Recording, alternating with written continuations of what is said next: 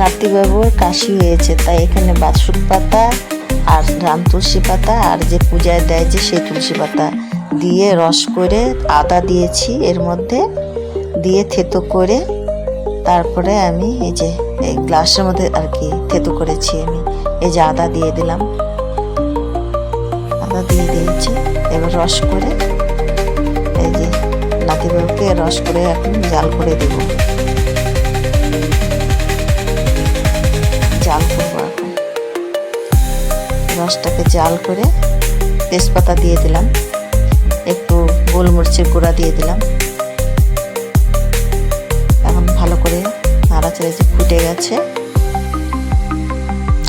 এখন একটু চিনি দিয়ে দিলাম। যেহেতু মধু দেওয়ার দরকার ছিল সেটা দিতে পারলাম না, তো চিনি দিয়ে ভালো করে একটু জাল করে নিয়ে ছেঁকে নাতিবাবু এখন যে ডালটা ঘেটে নিলাম আমি, ঢেলে দিয়েছি। এখন ডালটা হয়ে গেছে, ঢেলে দিলাম। আর হচ্ছে এখন এই যে নাতিবাবুকে দিচ্ছি গরম করে খাওয়ার জন্য, তাই খাচ্ছে।